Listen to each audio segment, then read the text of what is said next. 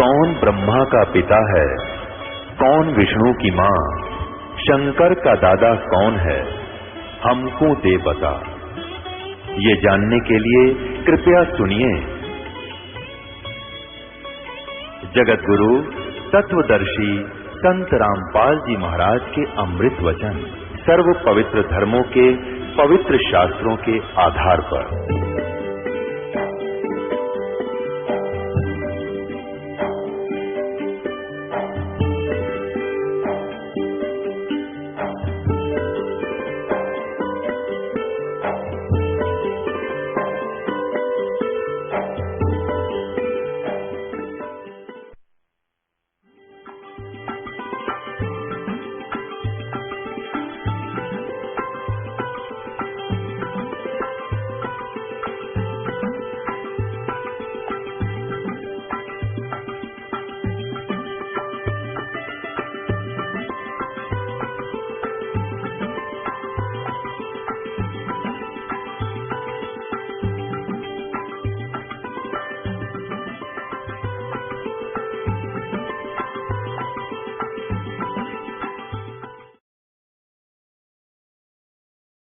सुबह स्नान करके नामदेव जी ने कटोरा दूध का भर के भगवान विठल की पत्थर की मूर्ति के सामने रख दिया और करबद्ध खड़े हो गए कि भगवान विठल भगवान भोग लगाओ, विठल भगवान भोग लगाओ। अब उसको पूरे प्रोसेस का पता नहीं था कि कुछ देर में उठा करके माता पिता डाल लेते हैं अपने अन्य भोजन में।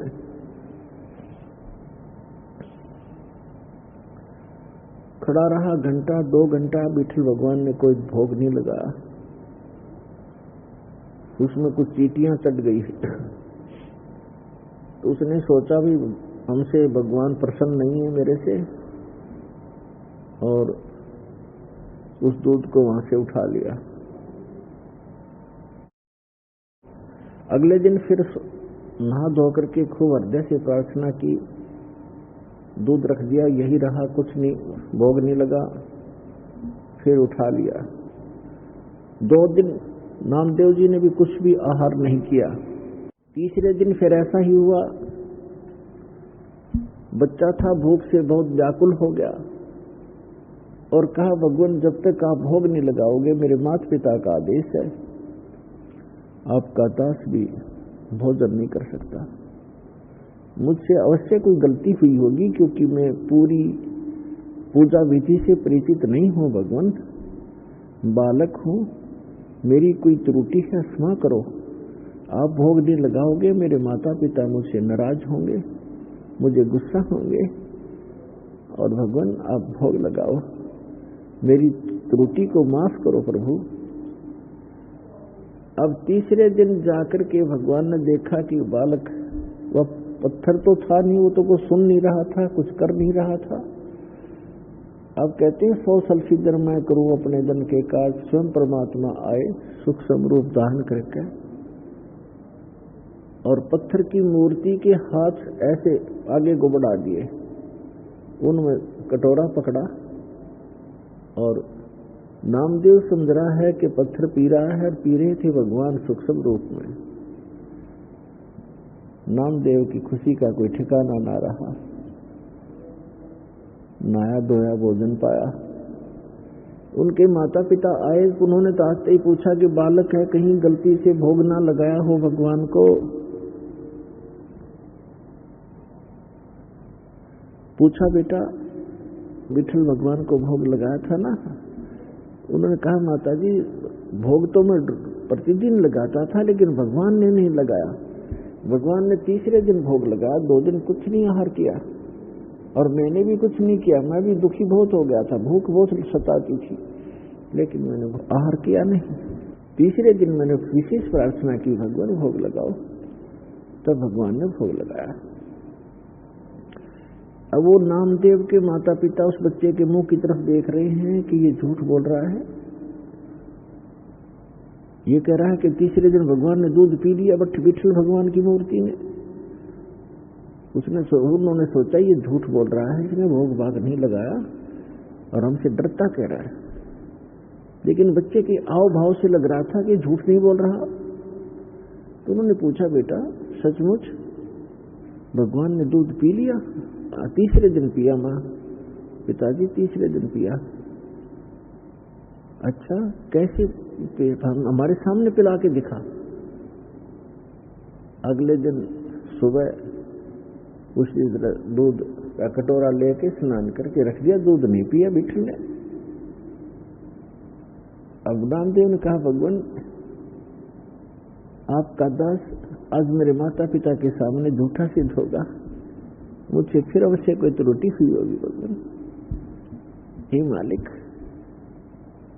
आप तो दयालु हो, भोग लगाओ प्रभु। उसी समय माता पिता के सामने मूर्ति के हाथ बड़े बड़े हुए, ऐसे जैसे आम हाथ होते ऐसे बन गए, और कटोरा पकड़ा और ऐसे दूध पी लिया।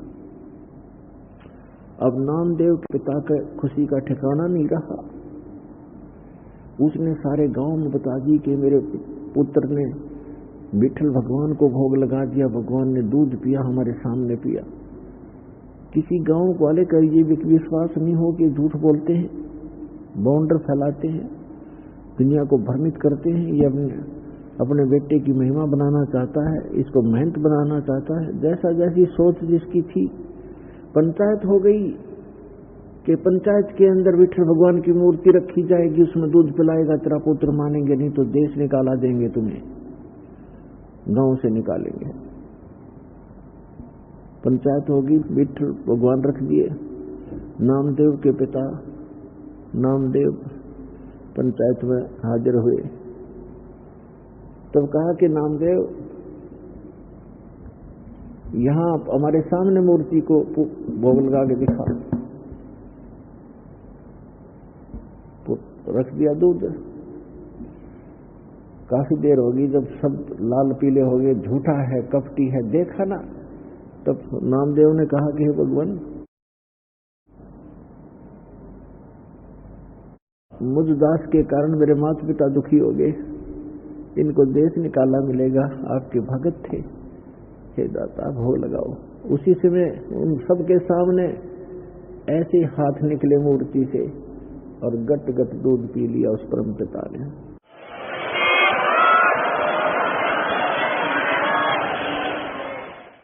तो पुण्यात्माओं, ये न तो मूर्ति पी रही थी, भगवान ने जो कुछ किया कबीर भगवान ने किया, और उस अपनी प्यारी आत्मा नामदेव के लिए किया, क्योंकि पूर्व जन्म का भक्त था।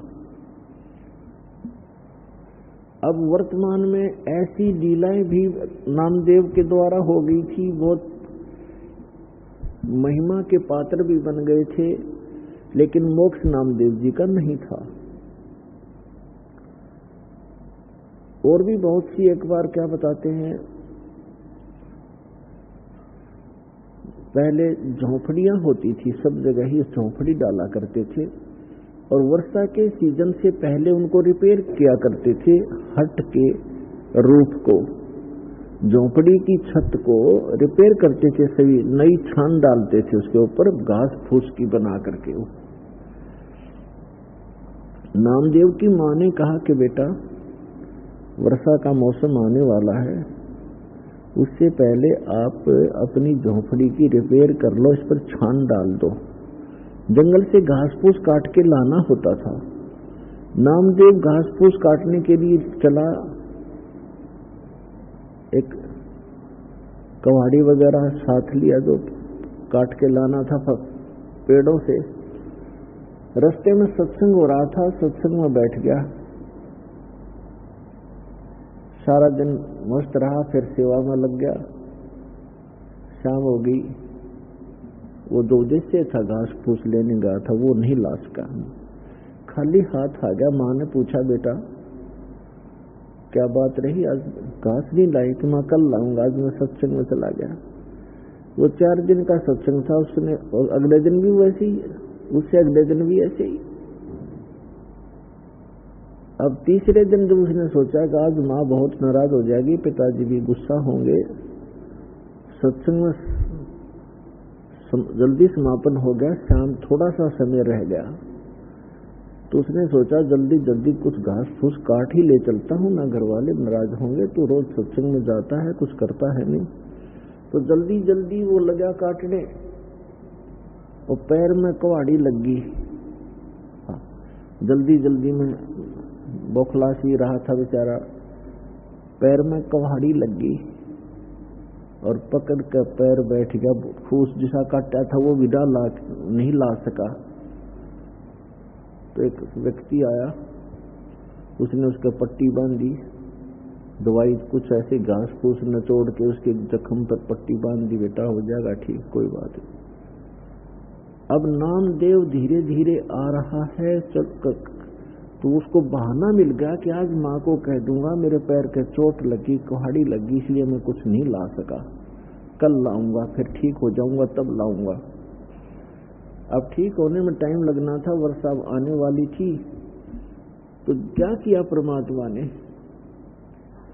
नामदेव का रूप बनाया, उधर से एक कारीगर का रूप बनाया, हाथ ही डबल रोल किया और वहां उसकी छान बिल्कुल नई डाल दी, झोंपड़ी ओके करके नामदेव के आने से 10 मिनट पहले खिसक गए भगवान। अब नामदेव ने को धान्य देरा सा हो गया था। माँ से जाकर कहने लगा, माँ आज मेरे पैर में ऐसे कुहाड़ी लगी, कल लाऊंगा माँ, आज मेरी हिम्मत नहीं बनी। तो उसने कहा, बेटा क्या हो गया, क्या लगी कुहाड़ी रे तू, अब तो ठीक ठाक था। अरे अब तो तेरे साथ एक कारीगर था और देख कितनी बढ़िया छान बनाई तुमने, ये पैर में कहां से लग गया, कब लग गया, कैसे लग गया।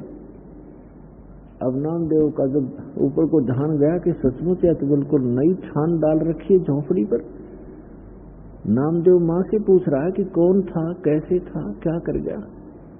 माँ कह रही है तेरा दिमाग खराब हो गया है, तू खुद था, तेरे साथ एक कारीगर था। अरे बेटा कितनी बढ़िया छान बना दी, क्या लग गया मेरे बेटा के। तो पुण्यात्मा नामदेव बैठ कर रोने लग गया कि माँ मैं निकम्मा बहुत हूं, यदि मैं पहले छान डाल लेता तो भगवान दुखी ना होते। परमात्मा आए थे माई, मैं नहीं था, मैं तो ऐसे सत्संग में था, ये देखो मेरे पैर में चोट लगी है, मैं चल भी नहीं पा रहा हूं। तो पुण्यात्माओं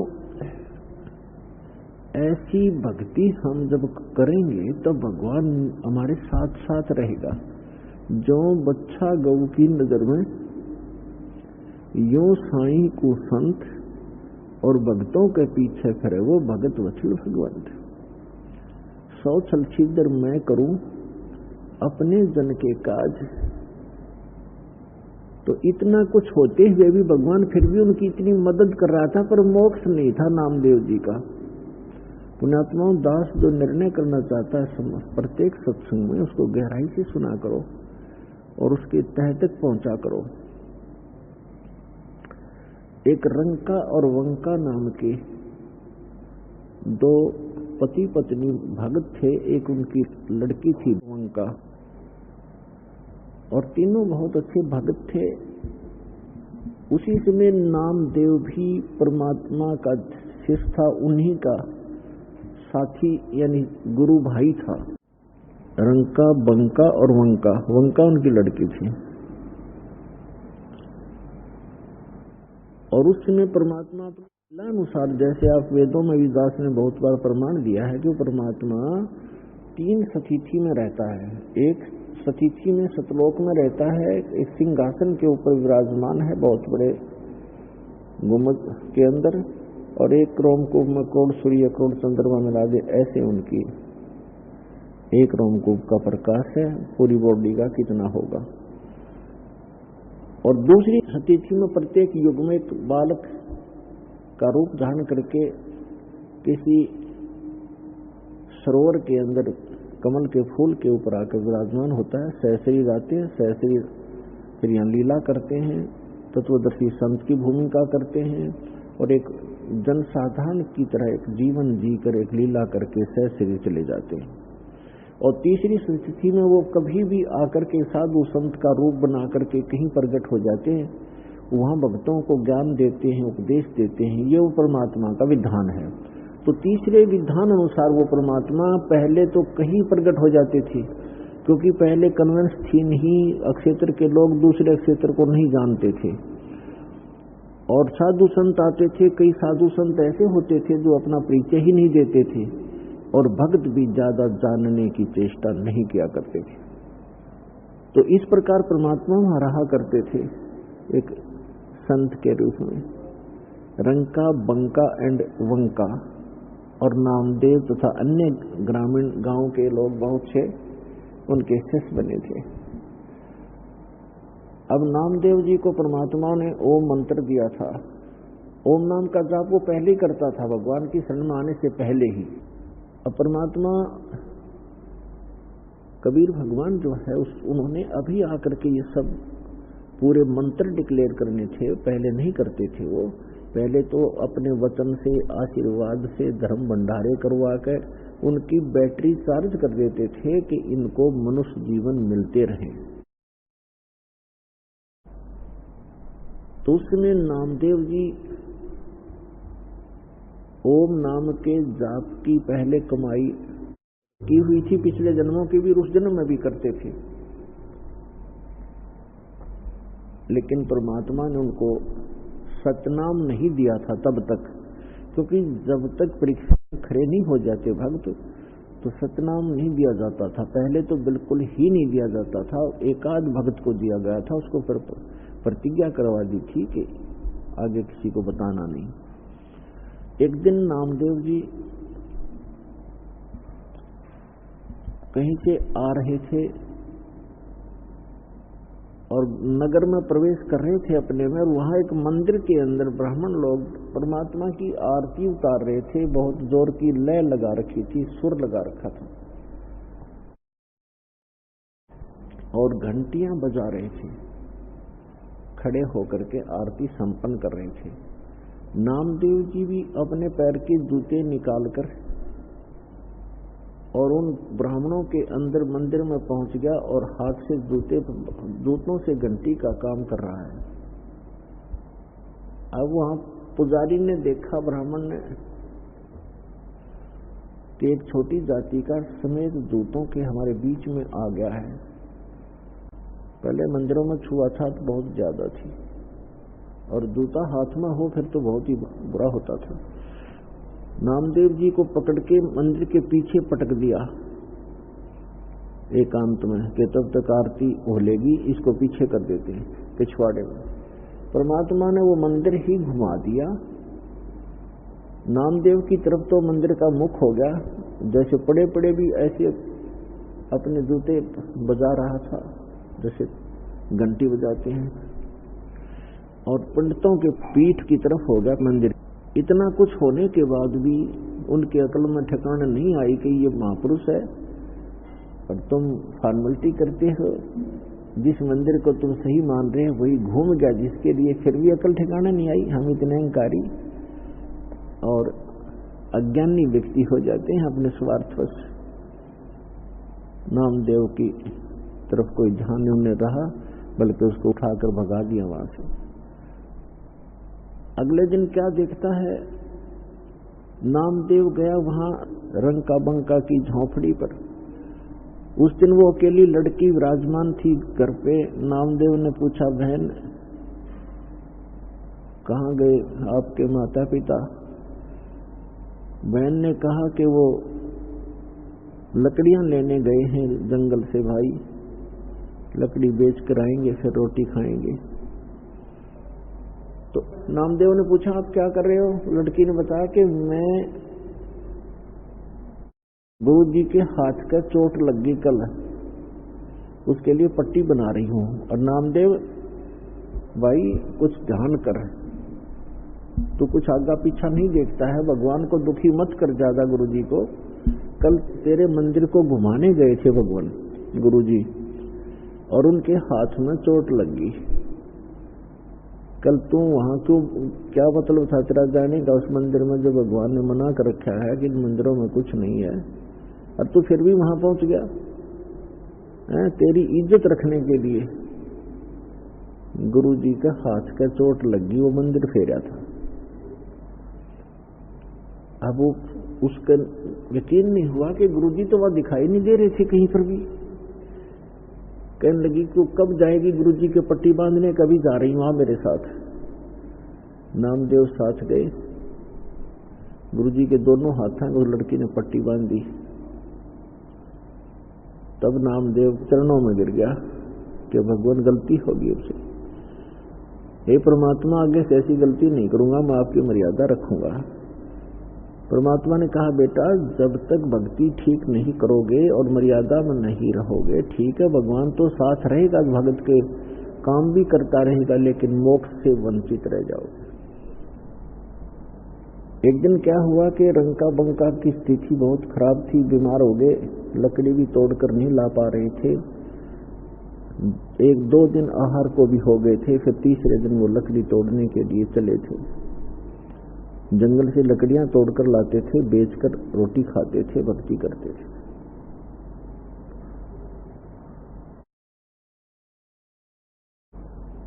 नामदेव ने कहा गुरुदेव से कि गुरुजी आपके भक्त रंका और बंका बहुत ज्यादा निर्धन है, थोड़ा धन दे दो उनको। परमात्मा बोले भाई धन तो दे दूं पर वो लेना नहीं चाहते। उनको पता लग गया है कि ये धन अच्छा नहीं है, असली धन वो इकट्ठा कर ही रहे हैं। कबीर सब जग निर्धना धनवंता ना कोय, और धनवंता सो जानिए जिस पर राम नाम धन होए। नामदेव बालक था, बालक बुद्धि हमारी, हम तो भगवान के साथ रहें तो भी अपनी बुद्धि का प्रयोग हम करते ही रहते हैं। नामदेव ने कहा कि भगवान कुछ तो दे दो, क्यों ना लेंगे, बहुत दुखी है, 2 दिन तो रोटी खाई हो गए उनको, आज लकड़ी तोड़ने गए हैं बेचारे। परमात्मा बोले चल मेरे साथ। तो भगवान ने एक थैले में जेवर भर लिए, जेवर आभूषण सोने के अच्छे 1 किलो 2 किलो के लगभग, और रंका बंका जंगल से लकड़ी तोड़कर आ रहे थे, रास्ते में डाल दिया। वो थैला खाली करके एक झुंड की आड़ में दोनों बैठ गए, गुरुदेव और नामदेव। आगे आगे रंका जा रहा था, उसका पति। बंका थोड़ी पीछे आ रही थी 100 फुट दूरी पर। धीरे धीरे, वृद्ध थे, कमजोर भी थे शरीर से, सिर पे लकड़ियां थी, धीरे धीरे आ रहे थे।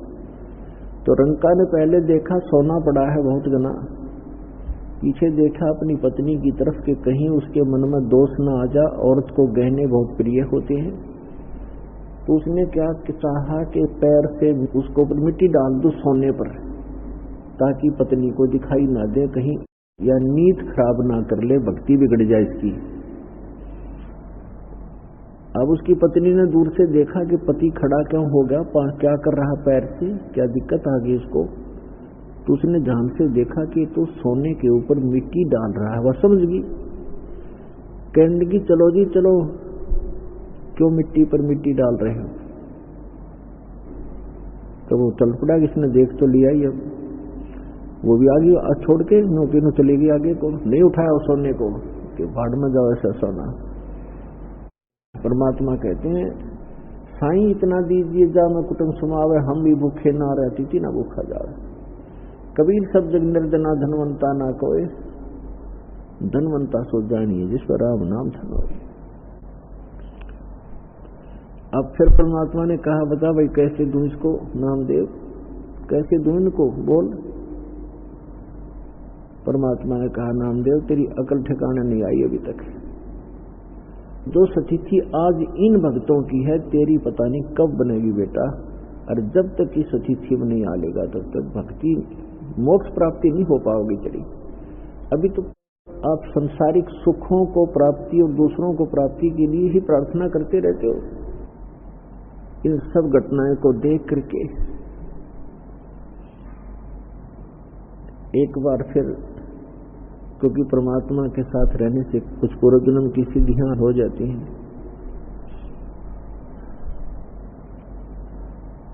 तो इस प्रकार पुण्यात्माओं नामदेव जी को फिर परमात्मा ने पुनः उपदेश दिया, दोनों मंत्र दिए, तब उस पुण्यात्मा का मोक्ष हुआ।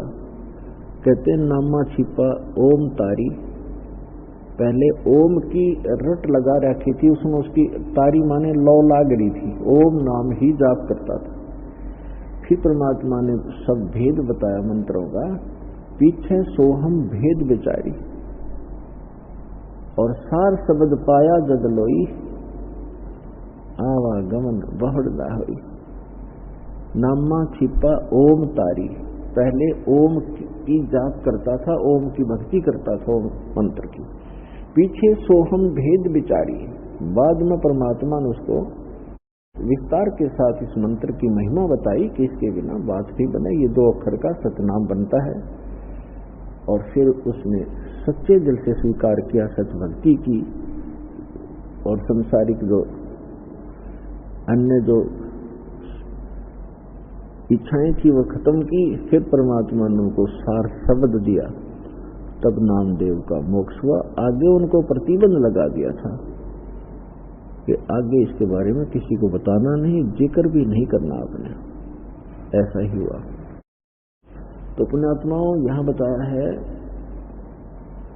भाई, नामदेव नाम निरंजन राते, जाकी छान छवाई।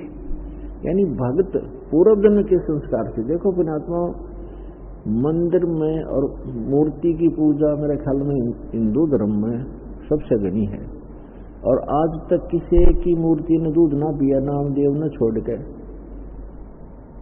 तो क्या कारण था? पिछले ही तप से होते हैं पूर्ण हंस मुराद, उनके पिछले संस्कार थे, और उनसे इतना भी लाभ हो गया, लेकिन मोक्ष फिर भी नहीं था। तो मोक्ष अलग वस्तु है, और ऐसी कोई घटना किसी संत भगत के साथ घट भी गई है तो उससे मोक्ष नहीं है। तो इसलिए ज्ञान को आधार बनाकर इस भक्ति सफर पर आप चलोगे तो सफल होगे। तो वो मंत्रों से लाभ होगा, मंत्र जो पूर्ण हो, मर्यादा में रहोगे तो बात बनेगी। फिर क्या बताते हैं भाई, काशी पुरी कबीरा होते ताही लखो रे बाई, बन के सो बंजारा उतरे, 9 लख बालद आई, मन तू सुख के सागर बसरे, भाई और न ऐसा यसरे। अब कहते साईं इतना दीजियो, जामे कुटुंब समावे, हम भी भूखे ना रहे, अतिथि न भूखा जावे। परमात्मा ने हमें आकर के सब मार्ग बताए हैं।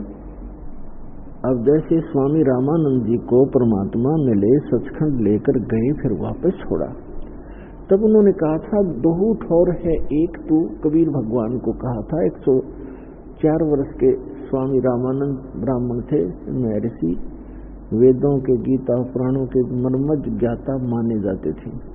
परमात्मा से परिचित होने के बाद कहते हैं कि 2 ठौर है एक तू भया, 1 से 2, और गरीब दास हम कारणे तुम आए हो मगदो। फिर क्या बताया है कि तुम साहिब तुम संत हो, तुम सतगुरु तुम हंस, गरीब दास तेरे रूप बिना और न दूजा अंश। बोलत रामानंद जी और सुनो कबीर करतार, गरीब दास सब रूप के तुम ही सिरजनहार। मैं भक्ता मुक्ता भया, कर्म कुंद भयो नाश, गरीब दास निज ब्रह्म तुम, मेरा हो गया दृढ़ विश्वास।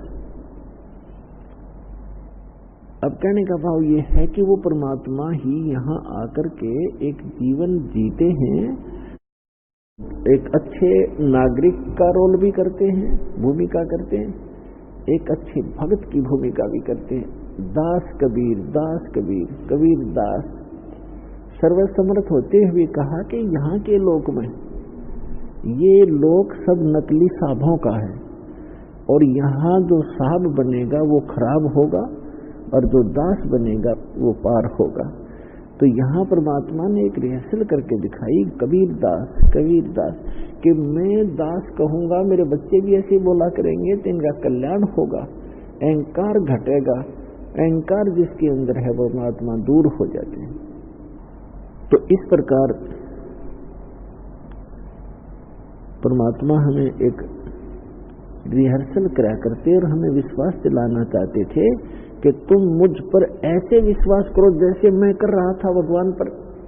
अपनी ही लीला डबल रोल करके बता रहे हैं कि एक अच्छे भक्त को इतना विश्वास के साथ मेरी भक्ति करनी चाहिए। जैसे परमात्मा कपड़ा बुनते थे कबीर भगवान, सारी सृष्टि के रचनहार, सबके पालनहार, अनंत कोट ब्रह्मांड जिसके वतन से चल रहे हैं, वो एक झोंपड़ी में रह रहा है, कुटिया में, और कपड़ा बुनता है। उस कपड़े को बुनकर जो भी मेहनताना मिलता है उससे अपना परिवार पोषण करते हैं। परमात्मा का परिवार कौन कौन थे? उनके कोई पत्नी नहीं थी, विवाह नहीं किया था। नीरू और नीमा नाम के 2 दुल्हे थे। उनको परमात्मा लहर तारा नामक तालाब के ऊपर प्राप्त हुए थे, कमल के फूल पर शिशु रूप में। तो वहां से वो ले आए थे उठा करके, धीरे धीरे बड़े हुए, फिर जुलाहे का काम करने लगे, अपने मुंह बोले माता पिता के साथ हाथ बटाने लगे। और 2, एक लड़का और एक लड़की, ये दोनों मृत जीवित किए थे भगवान ने। 12-13 वर्ष के थे दोनों ही। तो ये बच्चे अपने पास रखे थे पुत्र पुत्री के रूप में। ये परिवार था। ये परिवार इसलिए अनिवार्य था, दाता ने दिखाना था कि परिवार के पोषण के लिए अपना निर्वाह भी करते रहो, भगवान में कोई बाधा नहीं आओगी, भक्ति भी करते रहो। भक्ति तो ऐसी आसान है, काम करते करते नाम उठत नाम बैठत नाम सोच जागबे, नाम खाते नाम पीते नाम से तिलाग में। तो कबीर परमात्मा कहते हैं कि कपड़ा बुनने से कठिन काम नहीं होगा शायद। एक एक बारीक बारीक तार को ऐसे डालना, ऐसे डालना, और उसको डालते डालते भी सिमन किया करते थे। और जो मेहनताना में आता था उसकी बुनाई, उससे उस परिवार का पोषण भी करते थे। और फिर भी कुछ बच जाता था, उसी में से धर्म दान भी करते थे, भंडारा भी करते थे। तो परमात्मा कहते हैं देते को हर देत है, जहाँ तहाँ से आने, ना दिया वो मांगते फिरो, फिर परमात्मा सुने ना कान। कबीर साहब कहते चिड़ी चौच भर ले गई, नदी न घटो नीर, दान दिए धन घटे नहीं, कह रहे साहिब कबीर। तो इस प्रकार परमात्मा कहते हैं कि दान अवश्य करना चाहिए। जैसे आपको आप मंत्र जाप करते हैं, मंत्र जाप तो समझो बीज है आपका, और ये दान धर्म 5 यज्ञ जो करनी होती है, ये उसमें भक्ति रूपी बीज को पौधा पेड़ बनाने के लिए सिंचाई का काम करते हैं। तो ये सिंचाई भी कंपलसरी है, यानी दान 5 यज्ञ भी चाहिए। एक यज्ञ है धर्म की, दूसरी यज्ञ है ध्यान, तीसरी यज्ञ हवन की, चौथी यज्ञ प्रणाम, और 5वीं यज्ञ ज्ञान की। तो ज्ञान यज्ञ ये सत्संग है। धर्म यज्ञ आप पैसा देते हो, दान यहाँ भंडारे होते हैं, लाखों लोग बच्चे भूखे बूढ़े दूर से आते हैं बुजुर्ग, क्योंकि यहाँ कोई खाना खाने नहीं आता, व्यक्ति भगवान के लिए आता है। और भगवान के लिए जो आता है वो भक्त होता है, और भक्त को जो खाना खिला सुविधा दी जाती है, जैसे यहाँ सारी सुविधाएं हैं, कोई मैट की, कोई पंखे की, पानी की, बाथरूम की, नहाने की, धोने की, खाने की, सारी सुविधाएं हैं। तो भगत के लिए जो सेवा लगती है, वैसे तो द्वार पे कोई भी व्यक्ति आ जाए उसको खाना खिलाने से लाभ होता है, लेकिन भगत से और भी ज्यादा लाभ होता है। तो यहाँ जितने भी आते हैं सत भक्त, सत साधक आते हैं, दुखी व्यक्ति आते हैं, तो यहाँ भंडारा चल रहा होता है, आते आत्मा तृप्त होती है। तो ऐसा आपका किया हुआ दान बहुत घना लाभ देता है आपको। तो इससे कहते हैं एक यज्ञ है धर्म की, दूसरी यज्ञ है ध्यान, और तीसरी यज्ञ हवन की। एक यज्ञ है धर्म की, धर्म यहाँ आते भोजन भंडारे सारी सुविधाएं प्राप्त हैं, पानी है।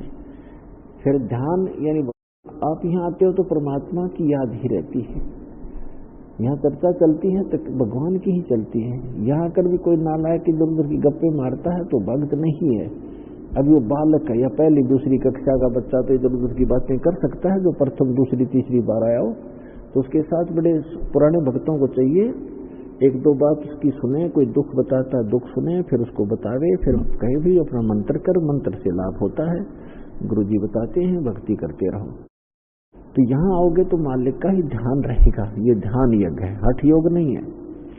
और तीसरी यज्ञ हवन की यहाँ पर जोत जलाई जाती है भगवान के लिए, वो हवन यज्ञ कहलाता है, वो हवन यज्ञ है। और चौथी यज्ञ प्रणाम, यहाँ सब प्रणाम करते हैं भगवान को, अहंकार टूटता है आपका और आपको बहुत गुना पुण्य मिलता है प्रणाम यज्ञ से।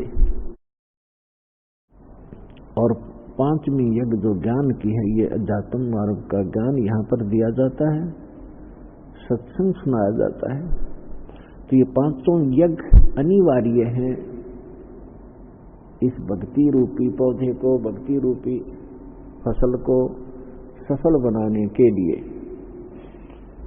तो इस प्रकार पुण्यात्मा परमात्मा के मार्ग में आप जब लगोगे तब पता चलेगा। अब परमात्मा कहते हैं कल्पे कारण कौन है, कर सेवा निकाम, मन इच्छा फल दूंगा जब पड़े दनीते काम। आप भक्ति करते रहो, जो मर्यादा बताई है उस मर्यादा का पालन करते रहो, संसार की तरफ मत देखो। संसार की तरफ देखोगे भक्ति पर नहीं चल पाओगे, आप अपना उद्देश्य भूल जाओगे। संसार के चोचले नहीं देखने हमने, चाहे वो कुछ भी ड्रामा करते हैं। अब विवाह शादी के अंदर संसारिक लोग बहुत बड़ा कुछ करते हैं, डांस करते हैं, डीजे बजाते हैं, पैसा खूब खर्च करते हैं, लड्डू मिठाई बना करके खूब वो दिखाते हैं अपनी महिमा। तो परमात्मा कहते हैं इस तरह के जो परंपराएं हैं विवाह की, फिर आगे लेन देन की, ये भक्तों को अच्छा नहीं लगता, भक्ति मार्ग में बाधक है ये, और भगवान रुष्ट होता है। जैसे आपने देखा कि पहले दिन डीजे बजा रहे थे, लड़के का विवाह था, अगले दिन बारात जा रही थी, लड़का भी मर गया, 4-5 और मर गए उसी गाड़ी में, दुर्घटना में। पहले डीजे बज रहा था, अब वहां पर द्वाछट बज रहे हैं, टक्कर मार रहे, हाहाकार मच रहे हैं। अब बजा ले डीजे, खा के ये डीजे। परमात्मा से डर कर रहे, कदम कदम फूक कर रखे, और भगवान प्रसन्न रखना पड़ेगा। हमने इस गंदे लोक में जीना है, तो जिस तरह भगवान प्रसन्न रहे उसी तरह अपना रहो, और फिर ये दुर्घटनाएं भी टलेंगी, साथ देगा भगवान आपका और आपके बच्चों का। तो इस प्रकार हमने ये बकवादियां नहीं करनी है। साधु भक्त को अच्छा नहीं लगता है, आम समाज कुछ भी करता रहे उसकी तरफ नहीं देखना हमने, ना दहेज देना है ना लेना है, क्योंकि ये हमारे संस्कार उलझते चले जाते हैं, ये कभी निपटेंगे नहीं। फिर हमने खत्म करना इन संस्कारों को। और जो हम अपने बच्चे को धन दे दिया, राम नाम का भक्ति दे दी, इससे बड़ा कोई धन नहीं है, उसका सदा साथ देगा भगवान। जहां दुख होगा खड़ा पाओगा परमात्मा, और कोई भी हानि होगी उसको बचाएगा भगवान। तो माता पिता नहीं बचा सकते, कितना धन दे सकते हैं अपने बच्चों को हम, कितने दिन तक उसका पालन कर सकते, नहीं हो सकता। तो भगवान पर विश्वास करना सिखाए बालक को, और पूरी दृढ़ता लाए, भक्ति दे उसको, तो वो सुखी रहेगा, उसके संस्कार भी समाप्त हो जाएंगे। सदा के लिए चलेंगे वहाँ, पीछा छुटवाएंगे, सदा सुखी रहा करेंगे। वहाँ कोई काम नहीं। जैसे आप यहाँ आते हो, यहाँ क्या काम है आपको? नहाओ, दो, रोटी खाओ, भोजन करो, बड़ा बड़ा भोजन मिलता है। तो ऐसे सतलोक के अंदर है, यहाँ तो गंदा लोक है, यहाँ तो और भी समस्या शरीर में, कोई बीपी हाई कर दे लो, कोई बुखार हो गया, खांसी होगी, सिर में दर्द हो रहा है, या कोई टेंशन होगी। वहाँ तो ये भी नहीं है। और फिर वहाँ रहा करोगे न, वृक्षों के नीचे बैठे ठाट पे ग्रुप के ग्रुप बैठ के बतलाया करोगे, भगवान की चर्चा कराया करोगे। वहाँ कोई काम में कोई नहीं। अब भोजन की इच्छा हो तो भी जाओ भंडारे में खाओ, बड़े भंडारे भगवान के सामूहिक लगे रहते हैं। वहाँ पर कई स्थान ऐसे हैं जब पिकनिक मनाने जाते हैं, भंडारे सामूहिक चलते मिलते हैं। कोई अभाव नहीं किसी प्रकार का। घर पर आओगे, अपने घर है तुम्हारे, वहाँ पर छोड़ के आए हुए हो, वहाँ आपके सब पकवानों से भरे हुए भंडारे हैं। तो पुण्यात्माओं, इस गंदे लोग से निकलन की सोचो तुम। यहाँ तो जाना पड़ेगा, एक दिन छोड़ना भी पड़ेगा। आज चाहे आप कितना ही यहाँ व्यवस्थित बने बैठे हो, या आपकी भूल ही साबित होगी एक दिन।